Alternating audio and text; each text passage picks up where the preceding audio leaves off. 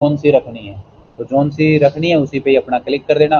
यहाँ जो डाटा है वो अपना यहाँ देख के एंटर करवा सकते। ठीक है, ये किसी भी प्रोग्राम के रेफरेंस में बात मान लो। ठीक है, वर्ड, एक्सेल, पावर पॉइंट के अंदर तो ये एज ए प्रोग्राम फंक्शन है ही है। ठीक है, वैसे भी अगर आपको कभी दो प्रोग्राम के बिटवीन अगर काम करना हो तो ये तरीका अपना यूज़ कर सकते हो और करते हैं। ठीक है, ऐसा नहीं कि ये कोई फंक्शन है तभी हमें यूज़ करना है, नहीं। ऐसी सिचुएशन आती है डाटा एंट्री के टाइम पे कि भी कुछ काम हमारा वर्ड में किया हुआ है वो हमें किसी दूसरे और में डालना है, तो वहाँ से यही तरीका आपको यूज़ करना पड़ेगा। ओके, नेक्स्ट आ जाओ फ्रीज का। अच्छा, नेक्स्ट पे जाने से, फ्रीज पे जाने से पहले यहाँ पर इसी काम के लिए एक फंक्शन और भी है, स्प्लिट का।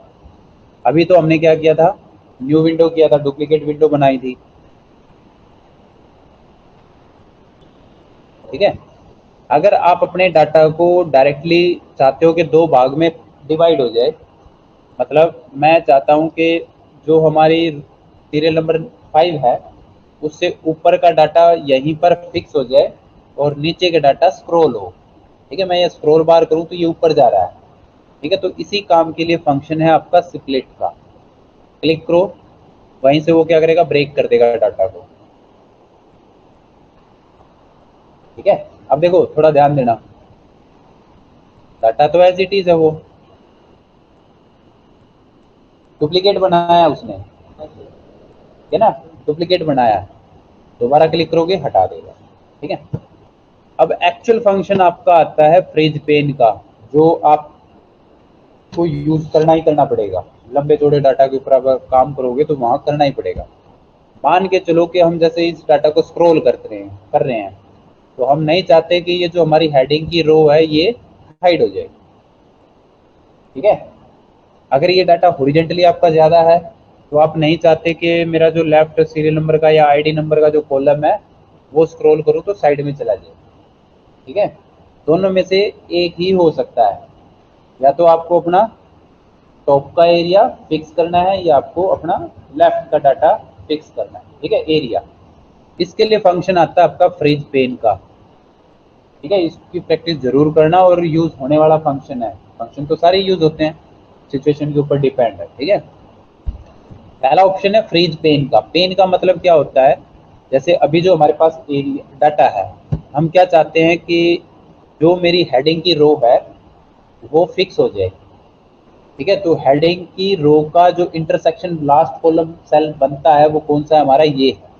मतलब इससे ऊपर वाली जो रो है वो हमारी फिक्स हो जाए।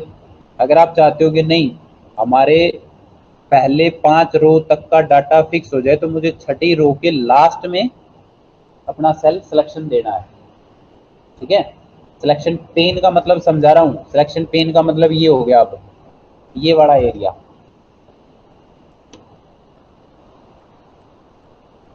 ये एरिया आपका जो है स्टार्टिंग की 5 रो का क्या कहलाएगा एक्सेल के लिए, सिलेक्शन पेन, फ्रीज पेन। ठीक है, किससे पता चलेगा, जो भी उसके लास्ट में सिलेक्शन सेल होगा वो उसी से उसका इंटरसेक्शन मेजर करता है। ठीक है, तो अगर मैं यहीं पर जाके फ्रीज पेन करता हूँ क्लिक, तो देखो एक हल्की सी आपको डार्क लाइन मिली। अब आप स्क्रॉल करके देखना, आपकी 5 रो फिक्स है, बाकी की रो नीचे स्क्रॉल हो रही है। ठीक है, दोबारा जाओ अनफ्रीज। अगर आपको सिर्फ फर्स्ट रो फ्रीज करनी है तो फर्स्ट रो के लास्ट में आ जाओ, सेकंड रो के लास्ट में, और फ्रीज पेन पे क्लिक कर दो। ठीक है, जब हम कोई बड़ा डाटा बनाते हैं तो नीचे 2-3 रो तक का हम हेडिंग में ही यूज़ कर लेते हैं, बड़े बड़े हेडिंग बना दिए। ठीक है, अभी हमारे पास एक शीट थी,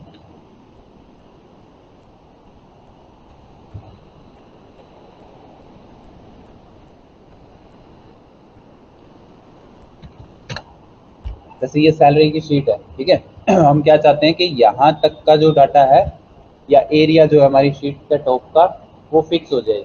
अब मैं स्क्रॉल करूँगा तो ये हाइड हो रहा ना, लेकिन मैं चाहता हूँ कि ये जो एम्प्लॉय का डाटा है ये स्क्रॉल हो। तो हम क्या करेंगे, सिंपली अपना व्यू के अंदर जाके फ्रीज पेन कर देंगे।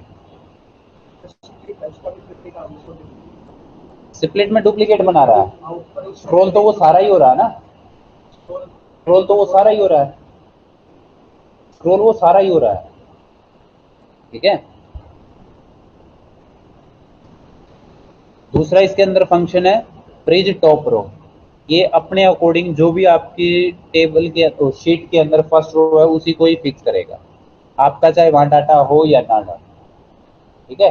बाय डिफॉल्ट ये टेबल के अकॉर्डिंग नहीं है, शीट के अकॉर्डिंग है। फंक्शन क्या कह रहा है, फ्रीज टॉप रो, जो आपकी शीट के अंदर फर्स्ट रो है ये ऑटोमेटिकली उसको फिक्स कर देगा, अनफ्रीज।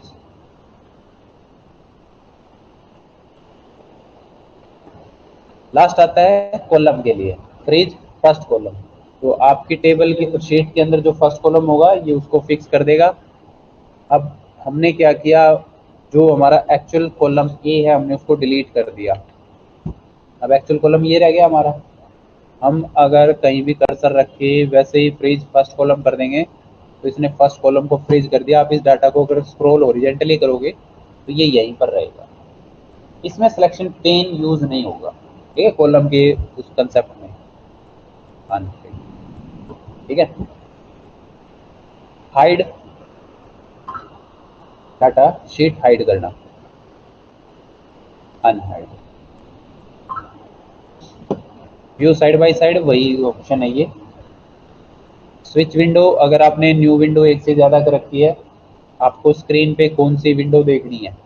अब ये कर क्या रहा है, दो विंडो बना दी, दोनों सेम है, हम दोनों में से कौन सी देखना चाहते हैं, तो ये उसी के लिए पूछ रहा है आपसे, स्विच 1 करनी है या 2 करनी है या 3, जो ऑलरेडी बुक ओपन है वो करनी है।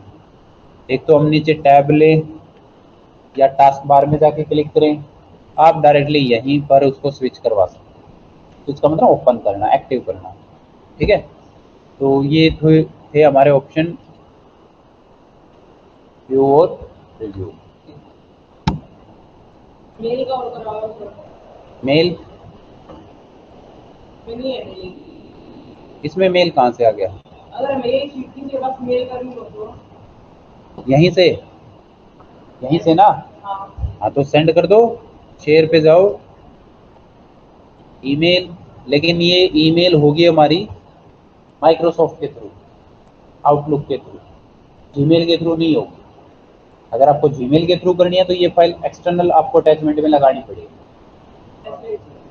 फाइल को सेव कर लो अपनी जहाँ भी सेव है, मेल करनी तो आपकी होगी, नहीं आती। अच्छा, फिर ये बोलो ना मेल करनी बताओ। देखो दो तरीके हैं वैसे तो, हर ऑफिस प्रोग्राम के अंदर ये फंक्शन है आपका शेयर का, ठीक है। आप फाइल में जाओगे, यहाँ पर नॉर्मल आपका शेयर का ऑप्शन है, ठीक है, शेयर करो, email, send as attachment, okay, Outlook open होगा आपका। आउटलुक क्या है, जैसे आपका जीमेल एक प्रोग्राम है किसका, गूगल का, आउटलुक क्या है, माइक्रोसॉफ्ट का, ठीक है। अब दोनों में डिफरेंस क्या है, दोनों अलग अलग कंपनियां हैं। मेन जो डिफरेंस है वो क्या है कि ये इंस्टॉल्ड प्रोग्राम है, आउटलुक आप एम एस ऑफिस इंस्टॉल करते हो ना, लेकिन वो जीमेल क्या है आपका, वेब बेस्ड प्रोग्राम है। आपके पास जैसे इंटरनेट होगा तभी वो ओपन होगा, तभी आप लॉग इन कर पाओगे। ये क्या है, आपने एक बार एम एस ऑफिस इंस्टॉल कर लिया, लॉग इन करो एक बार इंटरनेट के साथ आउटलुक के अंदर, ठीक है, जब तक आप उसको लॉग आउट नहीं करोगे अपनी तरफ से वो हमेशा लॉग इन ही रहेगा। ईमेल्स या नया कोई मेल सेंड करने के लिए या रिसीव करने के लिए आपको इंटरनेट की ज़रूरत पड़ेगी, अदरवाइज आपको उसको एज ए प्रोग्राम जैसे वर्ड एक्सेल यूज़ कर रहे हो कभी भी अपना ओपन करके उसको देख सकते हो, यूज़ कर सकते हो। अगर मान के चलो आपके पास कोई मेल है जीमेल पे और आपके पास इंटरनेट नहीं है, लेकिन वो मेल आपको देखनी है, आप नहीं देख पाओगे, जब इंटरनेट ही नहीं है तो लॉगिन कैसे करोगे, नहीं कर पाओगे। लेकिन अगर आपके पास आउटलुक है, इंटरनेट नहीं है, आपका आउटलुक ओपन होगा, उसमें कोई ओल्ड ईमेल है, आप कभी भी उसको एक्सेस कर सकते हो, उसमें जो फाइल है वो आप अपना यूज़ कर सकते हो, देख सकते हो, ठीक है। ये मेन डिफरेंस है। तो अगर हम डायरेक्ट अपने एक्सेल से, वर्ड से, पावर पॉइंट से अगर मेल सेंड कर रहे हैं तो उसमें आपको यूज करना पड़ेगा आउटलुक अपना।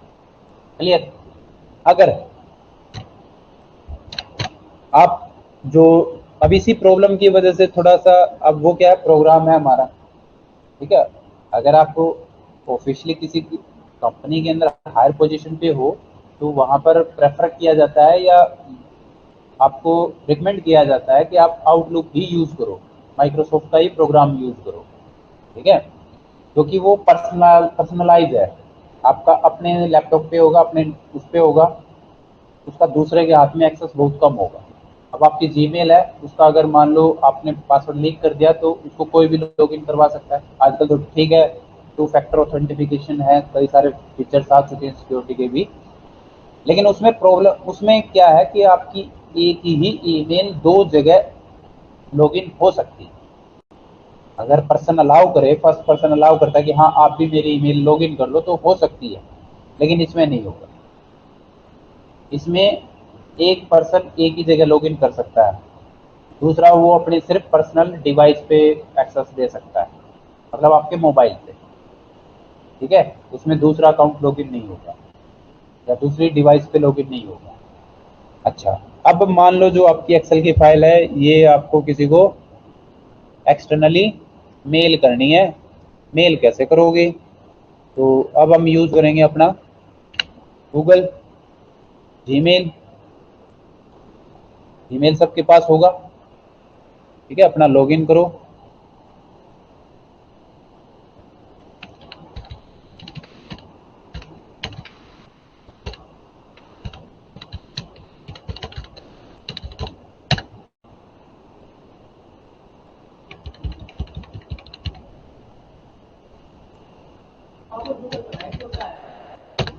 रखना पड़ता है। हाँ, अभी क्या है,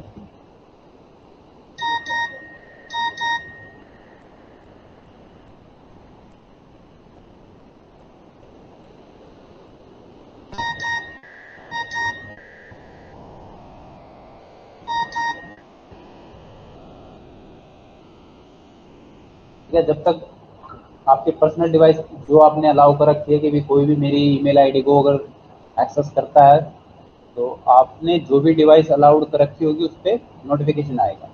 वहाँ से जब तक आप उसको अलाउ नहीं करोगे, लॉगिन नहीं होगी, बेशक उसको पासवर्ड मालूम है, ठीक है।